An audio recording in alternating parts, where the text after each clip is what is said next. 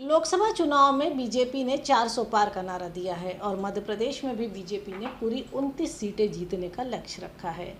और पूरी 29 सीटें जीतने के लिए बीजेपी को सबसे ज़्यादा मेहनत छिंदवाड़ा सीट पर करनी पड़ेगी, क्योंकि छिंदवाड़ा वो सीट है जो 2014 और 2019 की मोदी लहर में भी कांग्रेस के ही खाते में गई थी।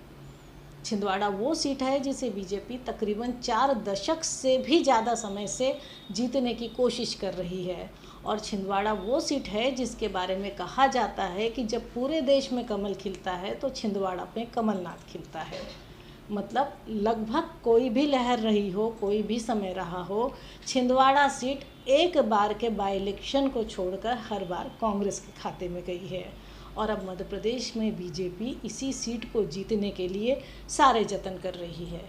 छिंदवाड़ा में बीजेपी प्रत्याशी बंटी साहू के नामांकन के समय मुख्यमंत्री डॉक्टर मोहन यादव, प्रदेश अध्यक्ष वी.डी. शर्मा और कैबिनेट के कई सारे बड़े चेहरे छिंदवाड़ा पहुंचे और वहां पर रैली करी नामांकन के बाद। लेकिन इसमें सबसे बड़ा जो देखने वाला घटनाक्रम है वो ये है कि कमलनाथ के करीबी और कांग्रेस के पूर्व विधायक, पूर्व मंत्री दीपक सक्सेना से मिलने के लिए मुख्यमंत्री डॉक्टर मोहन यादव और प्रदेश अध्यक्ष वी.डी. शर्मा उनके घर पहुंचे, क्योंकि दीपक सक्सेना ने कुछ दिन 2-3 दिन पहले ही कांग्रेस के सभी पदों से इस्तीफा दे दिया है और वो कमलनाथ के करीबी माने जाते हैं।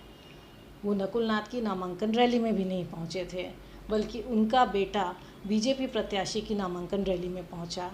अब अगर हम शुरू से सारे घटनाक्रमों को देखने की कोशिश करें, डॉक्टर मोहन यादव के जाने के बाद ये बात अब सुनने में आ रही है। ये कहा जा रहा है कि दीपक सक्सेना जो कमलनाथ के खास हैं, कमलनाथ के करीबी हैं, जिन्होंने कांग्रेस के सारे पदों से इस्तीफा दे दिया है, वो अब केंद्रीय गृह मंत्री अमित शाह की मौजूदगी में बीजेपी ज्वाइन कर सकते हैं। लेकिन अगर हम सारे घटनाक्रमों को देखें तो विधानसभा चुनाव के कुछ समय पहले से ही लगातार कांग्रेस के कई सारे कार्यकर्ता, कई सारे जो इलाके में अपना दमखम रखते थे वो नेता बीजेपी ज्वाइन कर चुके हैं। और बीच में खुद कमलनाथ और उनके बेटे नकुलनाथ सहित कई सारे विधायक और पूर्व विधायकों के भी बीजेपी में आने की अटकलें हुई, लेकिन ऐसा नहीं हुआ। उसके बाद से बीजेपी ने छिंदवाड़ा सीट को जीतने के लिए सारी कोशिशें शुरू कर दी। अब इन सारे घटनाक्रमों के बीच में जो सबसे बड़े सवाल हैं वो ये हैं, क्या बीजेपी ने पूरी 29 सीटें जीतने का लक्ष्य रखकर कोई बड़ी चुनौती ले ली है? क्या इन 29 सीटों की राह में कमलनाथ और छिंदवाड़ा सीट खड़ी है? क्या इन 29 सीटों पे, बल्कि कह सकते हैं कि छिंदवाड़ा सीट पर बीजेपी की रणनीति कहीं पिछड़ रही है? क्या वो कमलनाथ और उनकी रणनीति में खुद को पिछड़ा हुआ महसूस कर रहे हैं?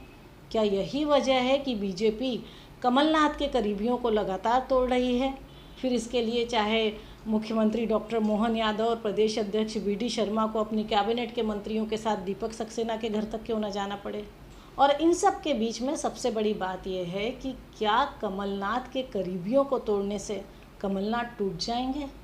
मतलब क्या सचमुच कांग्रेस इस सीट को हार जाएगी? क्योंकि एक सबसे बड़ा तथ्य जो है, एक जो सबसे बड़ा फैक्ट है वो ये है कि कुछ महीनों पहले हुए विधानसभा चुनाव में इस सीट की 7 विधानसभा कांग्रेस ने एक तरफा जीती है।